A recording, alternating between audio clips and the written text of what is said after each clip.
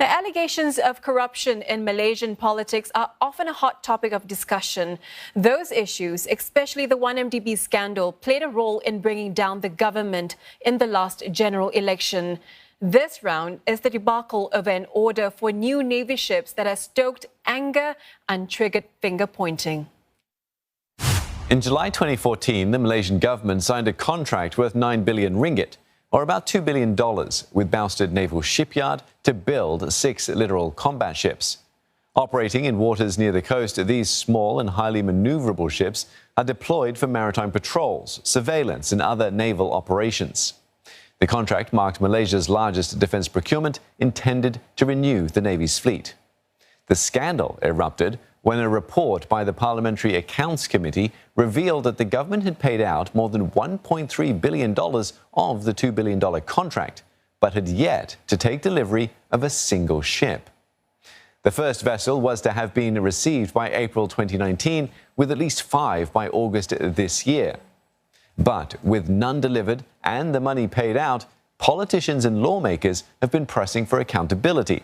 Anti-corruption officials have charged a former Bousted managing director, who's also a former Navy chief, for approving payments for the project without the consent of the board of directors. But declassified documents and an audit report suggests wider and higher involvement.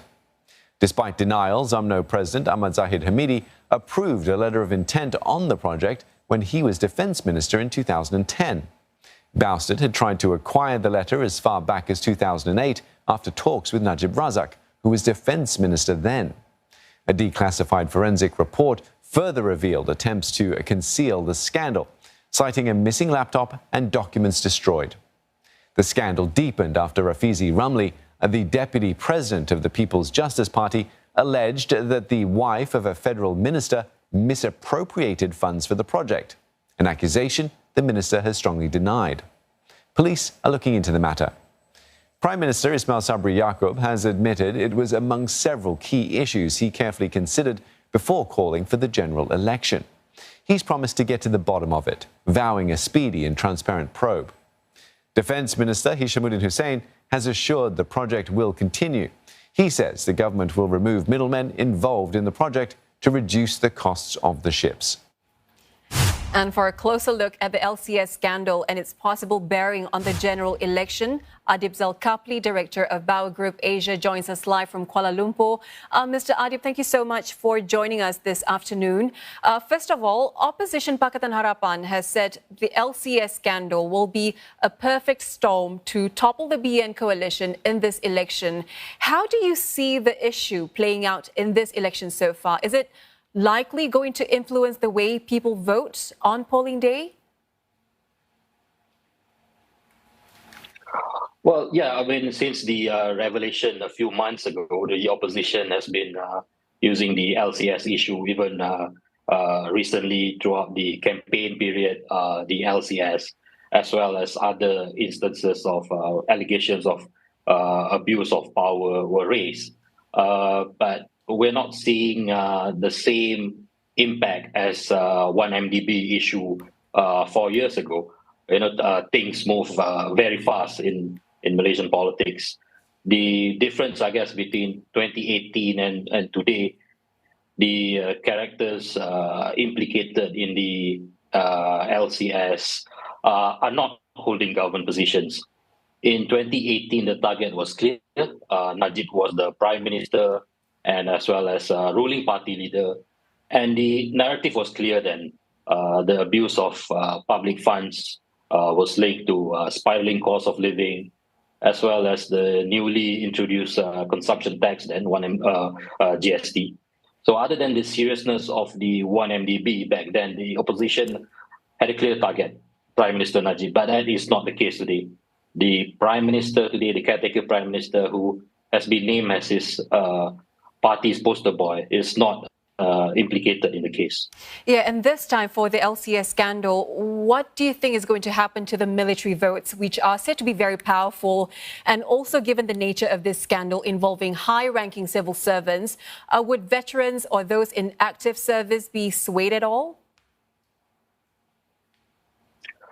Yeah, the issue of under-equipped military has always been raised at every general election, every election campaign, and but in terms of when the on polling day, military personnel, I think, tend to vote for party or parties, individuals that they are more familiar with. If you look at the outcome of recent state elections, I think the options, the preferred parties are the main Barisan National Coalition and also the Perikatan National Coalition. So corruption is an issue, regardless of the voters' profile. But for military voters, I think it's more complicated than that. I think there's a tendency to maintain status quo or to go with leaders that they are more familiar with. There is a growing trend for candidates to declare their assets to curb corruption and ensure clean and transparent governance. How necessary is it for GE15 candidates to declare their assets now? And to what extent will this actually boost one's credibility and performance at the polls? Well, I said the declaration in the context of how it's being done by the opposition candidates, especially. It's more of a symbolic move, one, to convince their voters that they are indeed clean and can be relied on to fight all these allegations of corruption. But it also set a new benchmark for leaders, politicians who aspire to hold public office. So it matters for opposition supporters, especially hardcore opposition supporters who hold their leaders, who hold their parties to a higher standard. And how important is it for Malaysian voters that the government remains clean? And the issue of corruption allegations, how much of it will be at the top of voters' minds? Well, there's still 4 days to go. It's although the opposition's attempt to play up the LCS issue has not been successful, it's not too late for the opposition party or to any parties who are campaigning on the platform of a clean government to improve their narrative, perhaps simplify their message, make sure the right target is on the crosshair like it was in 2018. Simplifying the anti-corruption message is perhaps the most important thing they can do in the coming days. In 2018, the message by the opposition was simple. The new tax then introduced to cover up abuse of public funds and the cause of corruption was made very clear by the opposition parties then. All right, Mr. Adib, thank you so much for speaking with us. Adib Zalkapli there, speaking to us live from Kuala Lumpur.